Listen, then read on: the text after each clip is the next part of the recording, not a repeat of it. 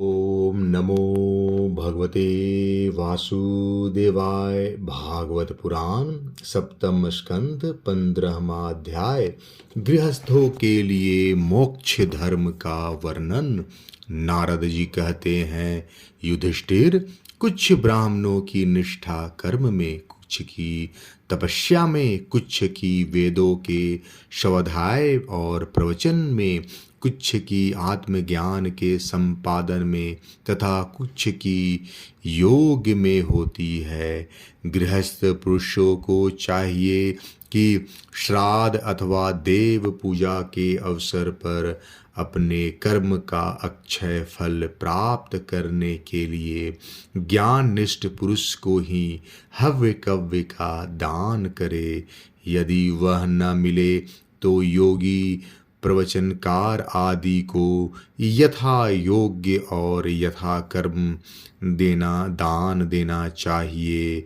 देव कार्य में 2 और पितृ कार्य में 3 अथवा दोनों में एक ब्राह्मण को भोजन कराना चाहिए। अत्यंत धनी होने पर भी श्राद्ध कर्म में अधिक विस्तार नहीं करना चाहिए, क्योंकि सगे संबंधी आदि स्वजनों को देने से और विस्तार करने से देश कालोचित श्रद्धा पदार्थ पात्र और पूजन आदि ठीक ठीक नहीं हो पाते। देश और काल के प्राप्त होने पर ऋषि मुनियों के भोजन करने योग्य शुद्ध हविष्यान भगवान को भोग लगाकर श्रद्धा से विधि पूर्वक योग पात्र को दान देना चाहिए। वह समस्त कामनाओं को पूर्ण करने वाला और अक्षय होता है।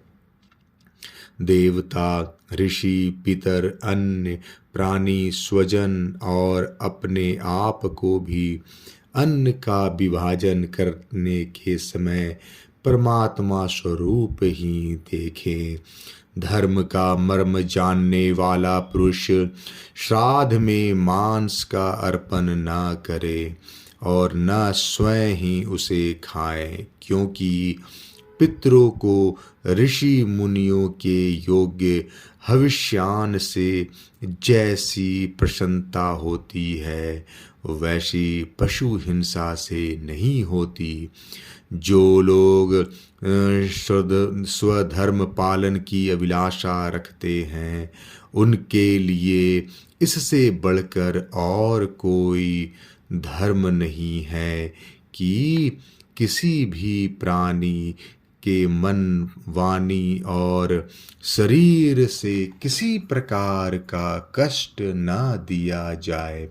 इसी से कोई यज्ञ तत्व को जानने वाले ज्ञानी ज्ञान के द्वारा प्रज्वलित आत्म संयप रूप अग्नि में इन कर्ममय यज्ञों का हवन कर देते हैं और बाह्य कर्म कलापों से उपरत हो जाते हैं। जब कोई इन द्रव्यमय यज्ञों से यजन करना चाहता है तब सभी प्राणी डर जाते हैं। वे सोचने लगते हैं कि यह अपने प्राणों का पोषण करने वाला निर्दयी मूर्ख मुझे अवश्य मार डालेगा। इसलिए धर्मज्ञ मनुष्य को यही उचित है कि प्रतिदिन प्रारब्ध के द्वारा प्राप्त मुनिजनोचित हविष्यान से ही अपने नित्य और नैमित्तिक कर्म करे तथा उसी से सर्वदा संतुष्ट रहे। अधर्म की 5 शाखाएं हैं: विधर्म, परधर्म, आभास, उपमा और छल। धर्मज्ञ पुरुष अधर्म के समान ही इनका भी त्याग कर दे। जिस कार्य को धर्म बुद्धि से करने पर भी अपने धर्म में बाधा पड़े वह विधर्म है। किसी अन्य के द्वारा अन्य पुरुषों के लिए उपदेश किया हुआ धर्म पर धर्म है। पाखंड या दंभ का नाम उपधर्म अथवा उपमा है। शास्त्र के वचनों का दूसरे प्रकार का अर्थ कर देना छल है। मनुष्य अपने आश्रम के विपरीत स्वेच्छा से जिसे धर्म मान लेता है वह आभास है। अपने अपने स्वभाव के अनुकूल जो वर्णाश्रमोचित धर्म है वे भला किसे शांति नहीं देते। धर्मात्मा पुरुष निर्धन होने पर भी धर्म के लिए अथवा शरीर निर्वाह के लिए धन प्राप्त करने की चेष्टा न करे, क्योंकि जैसे बिना किसी प्रकार की चेष्टा किए अजगर की जीविका चलती ही है, वैसे ही निवृत्तिपरायण पुरुष की निवृत्ति ही उसकी जीविका का निर्वाह कर देती है। जो सुख अपनी आत्मा में रमन करने वाले निष्क्रिय संतोषी पुरुष को मिलता है वह उस मनुष्य को भला कैसे मिल सकता है जो कामना और लोभ से धन के लिए हाय हाय करता हुआ इधर उधर दौड़ता फिरता है। जैसे पैरों में जूता पहनकर चलने वाले को कंकड़ और कांटों से कोई डर नहीं होता, वैसे ही जिसके मन में संतोष है उसके लिए सर्वदा और सब कहीं सुख ही सुख है, दुख है ही नहीं।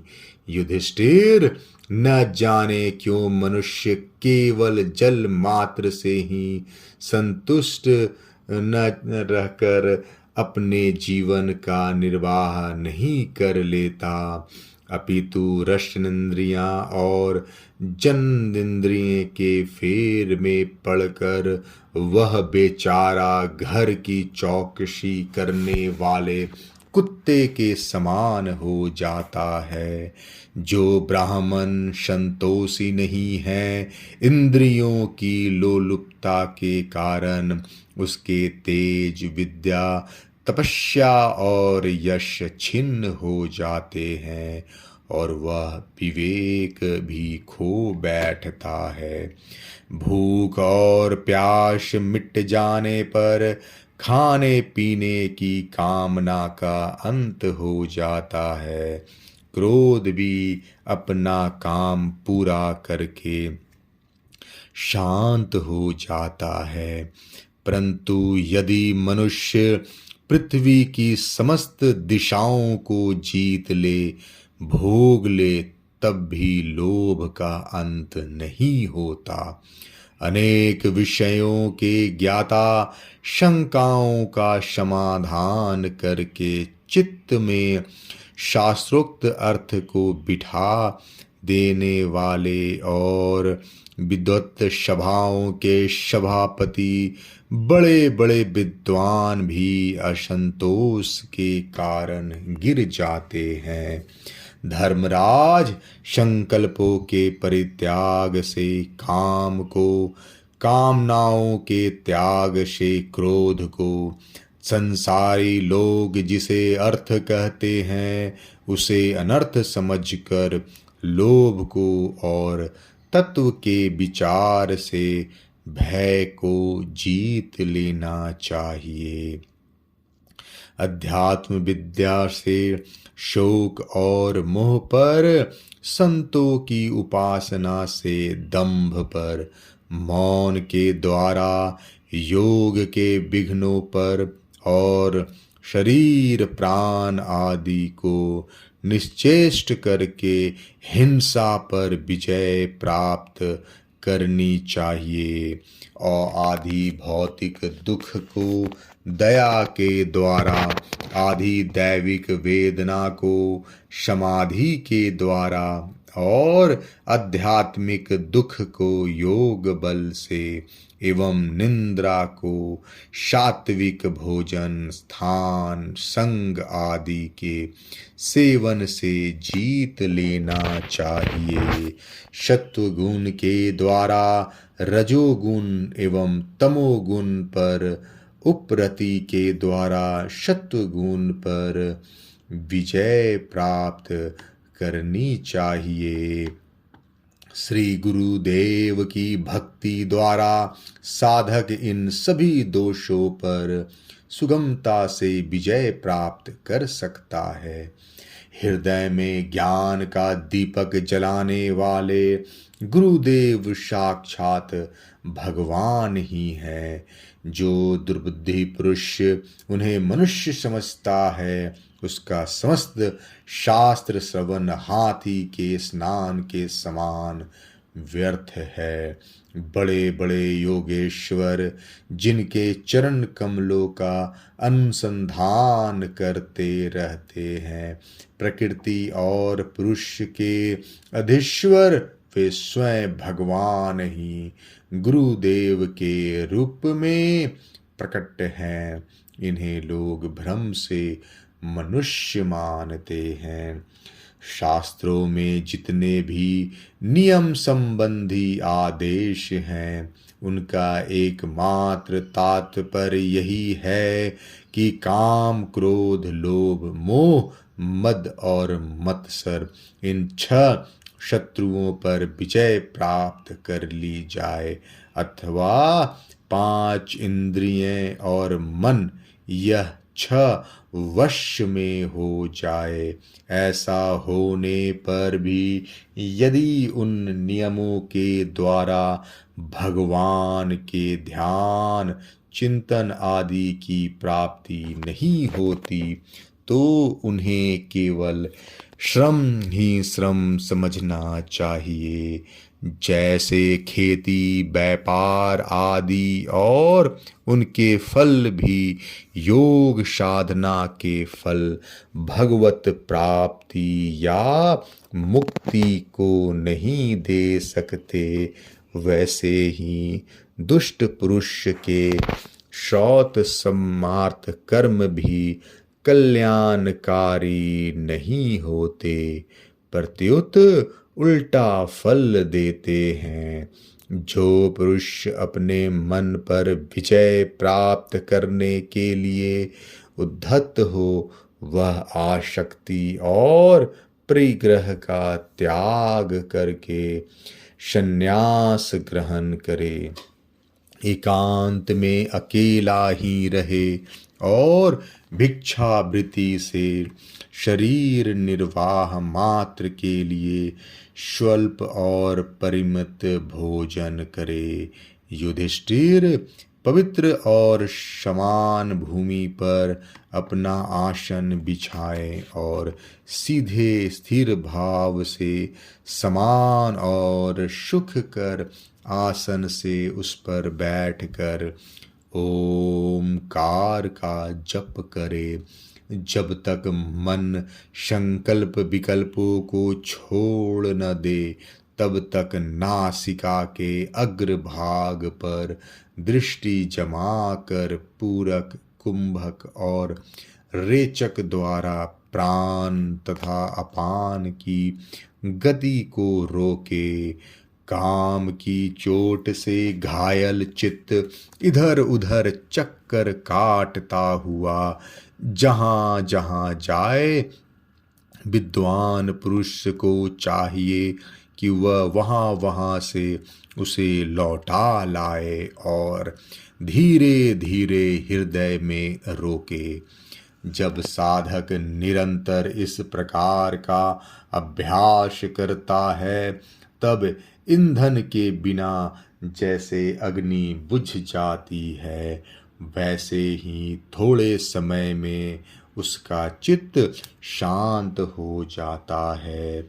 इस प्रकार जब काम वासनाएं चोट करना बंद कर देती है और समस्त वृत्तियां अत्यंत शांत हो जाती है, तब चित्त ब्रह्मानंद के संस्पर्श में मग्न हो जाता है और फिर उसका कभी उत्थान नहीं होता। जो सन्यासी पहले तो धर्म, अर्थ और काम के मूल कारण गृहस्थ आश्रम का परित्याग कर देता है और फिर उन्हीं का सेवन करने लगता है, वह निर्लज्ज, अपने उगले हुए खाने वाला कुत्ता ही है। जिन्होंने अपने शरीर को अनात्मा, मृत्युग्रस्त और विष्ठा, कृमि एवं राख समझ लिया था, वे ही मुड़ फिर उसे आत्मा मानकर उसकी प्रशंसा करने लगते हैं। कर्म त्यागी गृहस्थ, व्रत त्यागी ब्रह्मचारी, गांव में रहने वाला तपस्वी वानप्रस्थ और इंद्रिय लोलुप्त सन्यासी, ये चारों आश्रम के कलंक हैं और व्यर्थ ही आश्रमों का ढोंग करते हैं। भगवान की माया से विमोहित उन मूढ़ों पर तरस खाकर उनकी उपेक्षा कर देनी चाहिए। आत्मज्ञान के द्वारा जिसकी सारी वासनाएं निर्मूल हो गई है और जिसने अपने आत्मा को पर ब्रह्म स्वरूप जान लिया है, वह किस विषय की इच्छा और किस भोक्ता की तृप्ति के लिए इंद्रिय लोलुप्त होकर अपने शरीर का पोषण करे। उपनिषदों में कहा गया है कि शरीर रथ है, इंद्रियां घोड़े हैं, इंद्रियों के स्वामी मन लगाम है, शब्द आदि विषय मार्ग है, बुद्धि सारथी है, चित्त ही भगवान के द्वारा निर्मित बांधने की विशाल रस्सी है। 10 प्राण धुरी है, धर्म और अधर्म पहिए हैं और इनका अभिमानी जीव रथी कहा गया है। ओमकार ही उस रथी का धनुष्य है, शुद्ध जीवात्मा बाण और परमात्मा लक्ष्य है। इसे ओमकार के द्वारा अंतर आत्मा को परमात्मा में लीन कर देना चाहिए। राग, द्वेष, लोभ, शोक, मोह, भय, मद, मान, अपमान, दूसरों के गुणों में दोष निकालना, छल, हिंसा, दूसरों की उन्नति देखकर जलना, तृष्णा, प्रमाद, भूख और नींद, ये सब और ऐसे ही जीवों के और भी बहुत से शत्रु हैं। उनमें रजोगुण और तमोगुण प्रधान वृत्तियां अधिक है, कहीं कहीं कोई कोई सत्वगुण प्रधान ही होती है। यह मनुष्य शरीर रूप रथ जब तक अपने वश में है और इसके इंद्रिय, मन आदि सारे साधन अच्छी दशा में विद्यमान है, तभी तक श्री गुरुदेव के चरण कमलों की सेवा पूजा से शान धराई हुई ज्ञान के तीखी तलवार लेकर भगवान के आश्रय से इन शत्रुओं का नाश करके अपने स्वराज सिंहासन पर विराजमान हो जाए और फिर अत्यंत शांत भाव से इस शरीर का भी परित्याग कर दे, नहीं तो तनिक भी प्रमाद हो जाने पर ये इंद्रिय रूप दुष्ट घोड़े और उनसे मित्रता रखने वाला बुद्धि रूप सारथी रथ के स्वामी जीव को उल्टे रास्ते ले जाकर विषय रूपी लुटेरों के हाथों में डाल देंगे। वे डाकू सारथी और घोड़ों सहित इस जीव को मृत्यु से अत्यंत भयावने घोर अंधकार में संसार के कुएं में गिरा देंगे। वैदिक कर्म दो प्रकार के हैं, एक तो वे जो वृत्तियों को उनके विषयों की ओर ले जाते हैं प्रवृत्ति परक, और दूसरे वे जो वृत्तियों को उनके विषयों की ओर से लौटाकर शांत एवं आत्म साक्षात्कार के योग्य बना देते हैं। निवृत्ति परक प्रवृत्ति परक कर्म मार्ग में बार बार जन्म मृत्यु की प्राप्ति होती है और निवृत्ति परक भक्ति मार्ग या ज्ञान मार्ग के द्वारा परमात्मा की प्राप्ति होती है। शयन यागादि हिंसामय कर्म अग्निहोत्र दर्श पूर्वमाश चातुर्माश पशु याग सोम याग वैश्वदेव बलिहरण आदि द्रव्यमय कर्म इष्ट कहलाते हैं और देवालय बगीचा कुआं आदि बनवाना तथा प्याव आदि लगाना पूर्त कर्म है। ये सभी प्रवृत्ति परक कर्म है और सकाम भाव से युक्त होने पर अशांति के ही कारण बनते हैं। प्रवृत्ति परायण पुरुष मरने पर चरु पुरोड़ शादी यज्ञ संबंधी द्रव्यों के सूक्ष्म भाग से बना हुआ शरीर धारण कर धूमाभिमानी देवता के पास जाता है। फिर क्रमशः रात्रि कृष्ण पक्ष और दक्षिणायन के अभिमानी देवताओं के पास जाकर चंद्रलोक में पहुँचता है। वहाँ से भोग समाप्त होने पर अमावस्या के चंद्रमा के समान छिन्न होकर वृष्टि द्वारा क्रमशः औषधि लता अन्न और वीर के रूप में परिणत होकर प्रत्यान मार्ग से पुनः संसार में ही जन्म लेता है। युधिष्ठिर गर्भाधान से लेकर अंत्येष्टि पर्यंत संपूर्ण संस्कार जिनके होते हैं उनको द्विज कहते हैं। उनमें तो कुछ तो पूर्वोक्त प्रवृत्ति मार्ग का अनुष्ठान करते हैं और कुछ आगे कहे जाने वाले निवृत्ति मार्ग का। निवृत्ति परायण पुरुष इष्ट पुर्त आदि कर्मों से होने वाले समस्त यज्ञों को विषयों का ज्ञान कराने वाले इंद्रियों में हवन कर देता है।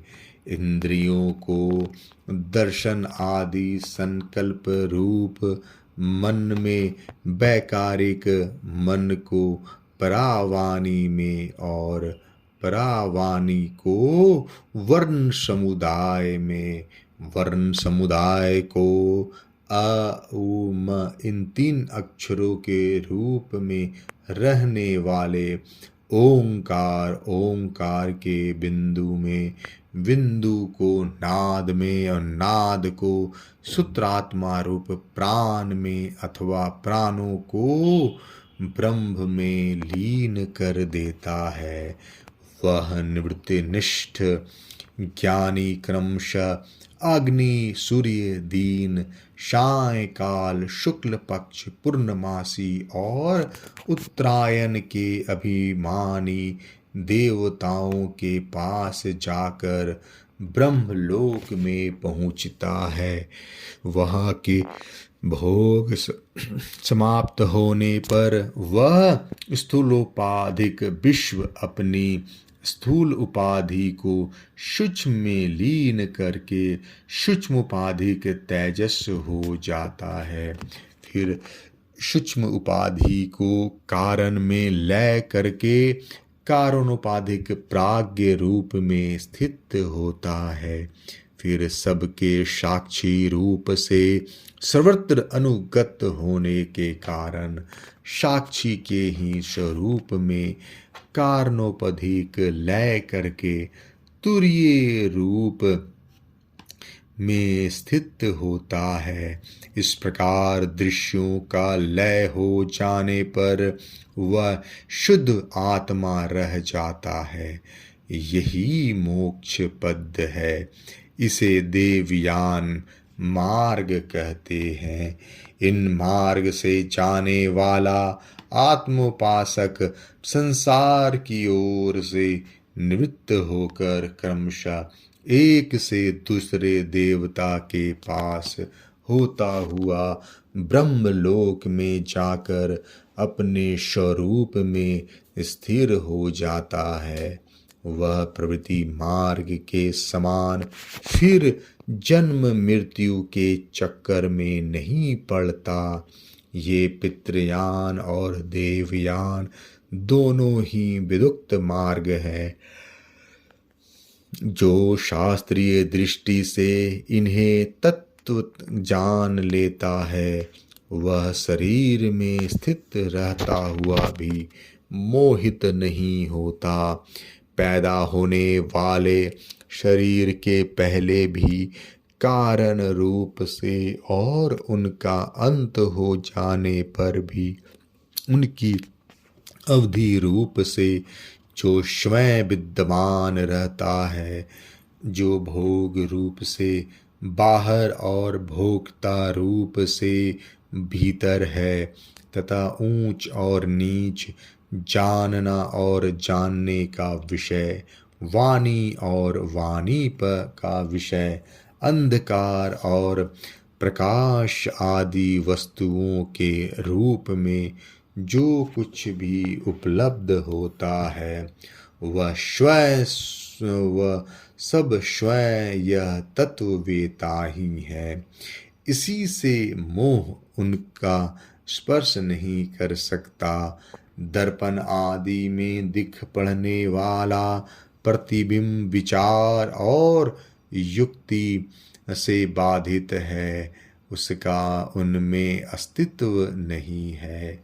फिर भी वस्तु के रूप में तो वह दिखता ही है। वैसे ही इंद्रियों के द्वारा दिखने वाला वस्तुओं का भेदभाव भी विचार, युक्ति और आत्मानुभव से असंभव होने के कारण वस्तुतः न होने पर भी सत्य सा प्रतीत होता है। पृथ्वी आदि पंचभूतों से इस शरीर का निर्माण नहीं हुआ है। वास्तविक दृष्टि से देखा जाए तो न तो वह उन पंचभूतों का साक्षात है और न विकार या परिणाम ही, क्योंकि यह अपने अवयवों से न पृथक है और न उनमें अनुगत्य ही, अतएव मिथ्या है। इसी कारण शरीर के कारण रूप पंचभूत भी अवयवी होने के कारण अपने अवयवों सूक्ष्म भूतों से भिन्न नहीं है। अवयव रूप ही है। जब बहुत खोजबीन करने पर भी अवयवों के अतिरिक्त अवयवी का अस्तित्व नहीं मिलता, वह असत ही सिद्ध होता है। तब अपने आप ही यह सिद्ध हो जाता है कि ये अवयव ही भी असत ही हैं। जब तक अज्ञान के कारण एक ही परम तत्व में अनेक वस्तुओं के भेद मालूम पड़ते रहते हैं, तब तक यह भ्रम भी रह सकता है कि जो वस्तुएं पहले थी वे अब भी हैं। और स्वप्न में भी जिस प्रकार जागृत, स्वप्न आदि अवस्थाओं के अलग अलग अनुभव होते ही हैं तथा उनमें भी विधि निषेध के शास्त्र रहते हैं, वैसे जब तक इन विभिन्नताओं के अस्तित्व का मोह बना हुआ है, तब तक यहाँ भी विधि निषेध के शास्त्र ही हैं। जो विचारशील पुरुष स्वानुभूति से आत्मा के त्रिविध अद्वैत का साक्षात्कार करते हैं, वे जागृत, स्वप्न, सुषुप्ति और दृष्टा दर्शन तथा दृश्य के भेद रूप स्वप्न को मिटा देते हैं। ये अद्वैत तीन प्रकार के हैं: भावाद्वैत, क्रियाद्वैत और द्रव्याद्वैत। जैसे वस्त्र सूत रूप में ही होता है, वैसे ही कार्य भी कारण मात्र ही है, क्योंकि भेद तो वास्तव में है नहीं। इस प्रकार सबकी एकता का विचार भावद्वैत है। युधिष्ठिर, मन, वाणी और शरीर से होने वाले सब कर्म स्वयं पर ब्रह्म परमात्मा में ही हो रहे हैं, उसी में अध्यस्त हैं। इस भाव से समस्त कर्मों को समर्पित कर देना क्रियाद्वैत है।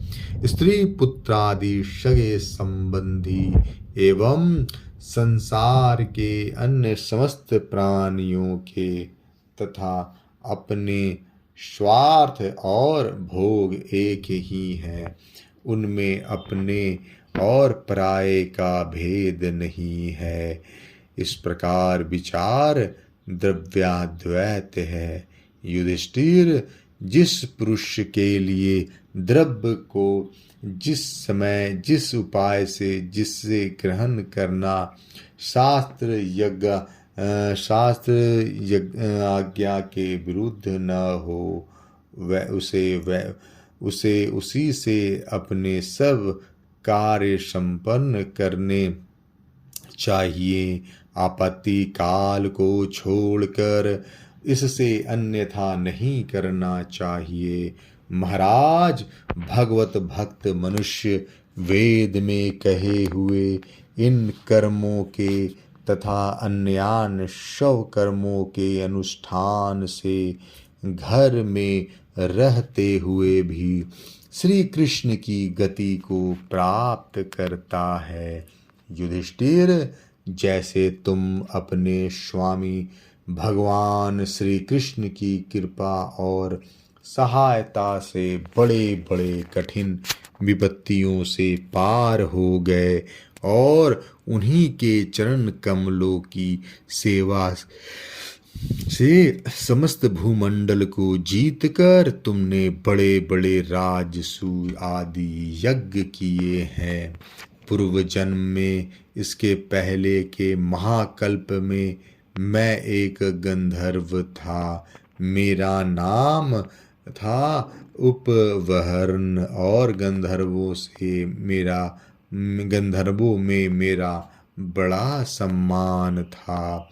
मेरी सुंदरता, सुकुमारता और मधुरता अपूर्व थी। मेरे शरीर में से सुगंधी निकला करती और देखने में भी मैं बहुत अच्छा लगता। स्त्रियां मुझसे बहुत प्रेम करती और मैं सदा प्रमाद में ही रहता। मैं अत्यंत विलासी था। एक बार देवताओं के यहाँ ज्ञान सत्र हुआ।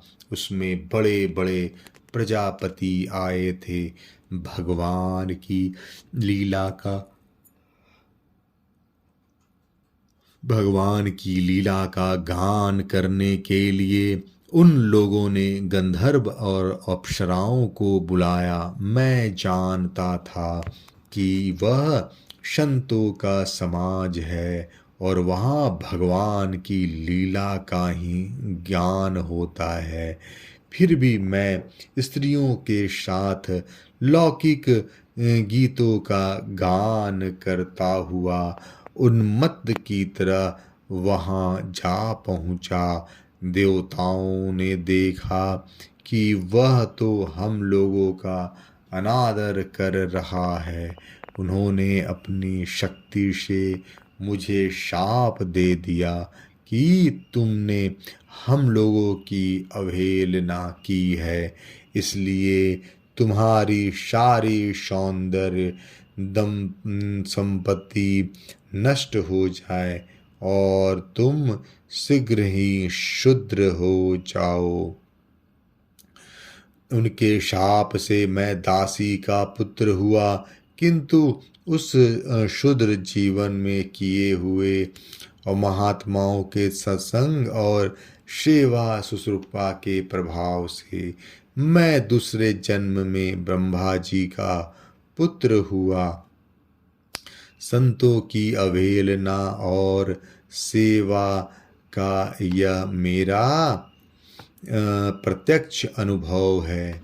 संत सेवा से ही भगवान प्रसन्न होते हैं। मैंने तुम्हें गृहस्थों का पाप नाशक धर्म बतला दिया। इस धर्म के आचरण से गृहस्थ भी अन्यास ही सन्यासियों को मिलने वाला परम पद प्राप्त कर लेता है। युधिष्ठिर, इस मनुष्य लोक में तुम लोगों के भाग्य अत्यंत प्रशंसनीय है, क्योंकि तुम्हारे घर में साक्षात परब्रह्म परमात्मा मनुष्य का रूप धारण करके गुप्त रूप से निवास करते हैं। इसी से सारे संसार को पवित्र कर देने वाले ऋषि मुनि बार बार उसका दर्शन करने के लिए चारों ओर से तुम्हारे पास आया करते हैं। बड़े बड़े महापुरुष निरंतर जिनको ढूंढते रहते हैं, जो माया के लेश से रहित परम शांत परमानंदानुभव स्वरूप पर ब्रह्म परमात्मा है, वे ही तुम्हारे प्रिय हितैषी ममेरे भाई पूज्य आज्ञाकारी गुरु और स्वयं आत्मा श्री कृष्ण हैं। शंकर ब्रह्मा आदि भी अपनी सारी बुद्धि लगाकर वे यह हैं, इस रूप में उनका वर्णन नहीं कर सके। फिर हम तो कर ही कैसे सकते हैं। हम मौन भक्ति और संयम के द्वारा ही उनकी पूजा करते हैं। कृपया हमारी यह पूजा स्वीकार करके भक्त वत्सल भगवान हम पर प्रसन्न हो। श्री सुखदेव जी कहते हैं, परीक्षित, देवर्षि नारद का यह प्रवचन सुनकर राजा युधिष्ठिर को अत्यंत आनंद हुआ।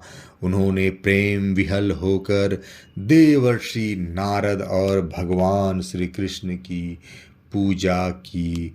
देवर्षि नारद भगवान श्री कृष्ण और राजा युधिष्ठिर से विदा लेकर और उनके द्वारा सत्कार पाकर चले गए। भगवान श्री कृष्ण ही पर ब्रह्म हैं।